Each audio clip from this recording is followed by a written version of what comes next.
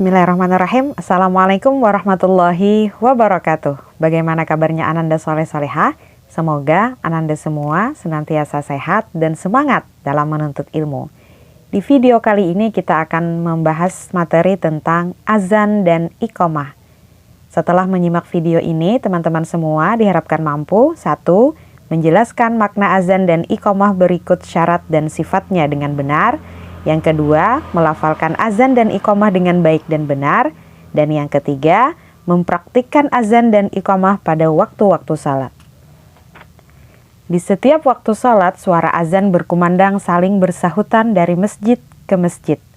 Orang Islam bergembira karena pertanda waktu salat wajib telah tiba. Sejenak umat Islam dapat beristirahat dari pekerjaannya untuk mengingat Allah dengan salat berjamaah. Jumlah umat Islam di Madinah pada tahun ke-1 Hijriah semakin banyak. Mereka berpikir bagaimana cara menyeru kaum muslimin untuk salat berjamaah. Mereka bermusyawarah. Ada orang yang mengusulkan untuk menggunakan terompet dan ada yang usul menggunakan lonceng. Tetapi Nabi Muhammad SAW menolak usulan-usulan itu karena menyerupai kebiasaan orang-orang Yahudi dan Nasrani. Pada suatu malam, Abdullah bin Zaid radhiyallahu an bermimpi bertemu dengan seorang laki-laki yang sedang membawa lonceng. Abdullah memanggilnya dan bertanya, "Apakah engkau menjual lonceng ini?" Lelaki itu balik bertanya, "Untuk apa?" Abdullah menjelaskan bahwa dia akan menggunakannya untuk memanggil manusia agar salat berjamaah. Lelaki itu bertanya, "Maukah aku ajarkan kepadamu yang lebih baik dari itu?" Abdullah menjawab, "Tentu." Dia pun mengajarkan lafaz-lafaz azan, kemudian mengajarkan lafal-lafal iqamah. Di pagi hari, Abdullah segera menemui Rasulullah SAW dan menceritakan mimpinya. Rasulullah SAW bersabda, "Sungguh ini mimpi yang benar, insya Allah. Berdirilah dan ajarkan kepada Bilal karena suaranya lebih merdu daripada suaramu." Hadis riwayat Abu Dawud. Sejak itu, azan bergema di setiap masjid diikuti kemudian oleh gema iqamah, menandai datangnya waktu salat sekaligus seruan bahwa salat berjamaah akan segera didirikan. Pengertian azan. Azan dalam bahasa Arab artinya seruan. Dalam istilah fikih, azan adalah pemberitahuan sudah masuknya waktu salat yang dikumandangkan dengan lafal tertentu. Hukum azan adalah fardu kifayah, artinya azan merupakan kewajiban masyarakat muslim yang apabila sudah ada melakukannya, maka yang lain tidak wajib melakukannya. Sebaliknya, jika tidak ada yang melakukannya, semua anggota masyarakat itu berdosa. Hukum ini berlaku bagi orang-orang yang akan mendirikan salat berjamaah, baik dalam keadaan atau sedang bepergian atau safar. Namun apabila tidak terdapat jamaah dan salat akan dilaksanakan secara munfarid atau sendiri tidak berjamaah, hukum azan menjadi sunnah.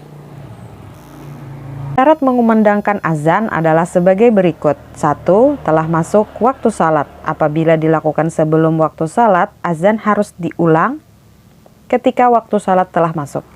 Kedua, lafal azan dikumandangkan secara tertib sesuai dengan urutannya. Ketiga, azan yang dikumandangkan dilakukan di satu waktu hingga selesai, tidak boleh dipotong dengan melakukan kegiatan lain. Keempat, lafal azan dikumandangkan dengan bahasa Arab. Kelima, lafal azan harus dibacakan dengan sempurna sesuai dengan hukum tajwid sehingga tidak merubah makna. Ketujuh, jumlah lafal azan yang diulang harus sesuai dengan yang diajarkan dalam hadis Rasulullah SAW, tidak boleh lebih atau kurang. Ketika azan dikumandangkan, orang yang mendengarnya disunahkan untuk menjawab lafal azan. Setelah muazin selesai mengumandangkan azannya, orang yang mendengar juga dianjurkan untuk berdoa. Muazin adalah orang yang mengumandangkan azan. Tidak semua orang dapat menjadi muazin karena ada syarat-syarat yang harus terpenuhi untuk menjadi seorang muazin. Syarat muazin yaitu muslim. Apabila seorang kafir mengumandangkan azan, azannya tidak sah. Laki-laki, berakal, adil dan amanah, mumayyiz, yaitu telah berusia kurang lebih 7 tahun sehingga bisa membedakan antara baik dan buruk, melakukannya sendiri sampai selesai. Suara muazin harus keras sehingga terdengar oleh orang-orang yang ada di sekelilingnya. Itu sebabnya di zaman sekarang menggunakan pengeras suara atau mikrofon. Terakhir berniat karena Allah, ikhlas sehingga azannya mendatangkan pahala di sisi Allah Subhanahu wa Ta'ala. Berikut ini adalah adab-adab menjadi seorang muazin. 1. Berazan dalam keadaan suci dari hadas dan najis. Lafal azan dikumandangkan secara jelas, perlahan, dan tidak terburu-buru. Di dalam iqamah dianjurkan untuk dikumandangkan dengan cepat. Berdiri saat mengumandangkan azan. Azan sambil menghadap kiblat. Memasukkan jari telunjuk kiri dan jari telunjuk kanan ke dalam kedua telinga.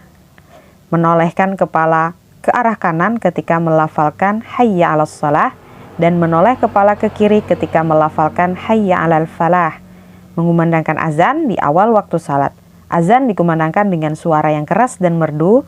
Mengumandangkan azan semata-mata mengharap ridha Allah, tidak untuk mendapatkan pujian atau materi duniawi. Keutamaan menjadi seorang muazin. Keutamaan menjadi seorang muazin. Menjadi muazin memiliki banyak sekali keutamaan, di antaranya menjadi orang yang terbaik di sisi Allah karena menyeru umat manusia untuk melaksanakan ibadah salat. Muazin memiliki leher panjang di hari kiamat. Maksudnya, panas yang terik di hari kiamat akan membuat banyak orang yang tenggelam di dalam keringatnya sendiri, hingga ada orang yang keringatnya sampai mulutnya. Nah, muazin akan selamat karena punya leher yang panjang. Setan lari dari suara azan. Ketika azan dikumandangkan, setan-setan akan berlarian karena takut akan seruan tersebut. Mendapatkan banyak kebaikan, orang yang mendengarkan suara azan akan menjadi saksi tentang kebaikan muazin di akhirat. Doa muazin akan diampuni oleh Allah Subhanahu wa Ta'ala. Iqamah dalam bahasa Arab artinya mendirikan. Maksudnya pemberitahuan bahwa salat telah siap untuk dilaksanakan dan dikumandangkan dengan lafal tertentu. Hukum iqamah sama dengan hukum azan, yaitu fardu kifayah. Seperti azan, iqamah dilakukan oleh laki-laki. Orang yang lebih utama mengumandangkan iqamah adalah orang yang mengumandangkan azan. Azan dikumandangkan oleh manusia, tetapi tahukah kalian bahwa hakikatnya yang memanggil untuk salat itu adalah Allah Subhanahu wa Ta'ala, Tuhan semesta alam. Jika panggilan orang tua saja harus dipenuhi, bagaimana dengan panggilan Allah yang telah menciptakan kita, serta pemilik bumi dan segala isinya? Jika mendengar kumandang azan, bersegeralah untuk memenuhinya, dan bergegaslah untuk salat berjamaah. Jangan sampai Allah murka karena panggilannya tidak dipenuhi. Nah, Ananda Soleh Solehah, sekian uraian materi tentang azan dan iqamah. Semoga Ananda Soleh Solehah semakin semangat salat berjamaah di masjid, dan Ananda ikhwan semuanya juga semangat dalam mengumandangkan azan di masjid-masjid, di surau-surau, atau di musala-musala terdekat. Terima kasih sudah menyimak. Sampai jumpa di video pembelajaran selanjutnya. Ustazah akhiri, Assalamualaikum warahmatullahi wabarakatuh.